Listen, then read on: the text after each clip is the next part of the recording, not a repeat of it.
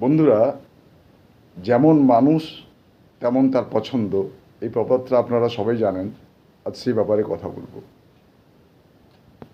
আসলে আমাদের চরিত্র, চিন্তাভাবনা আর মানসিকতা আমাদের পছন্দগুলোকে গড়ে তোলে।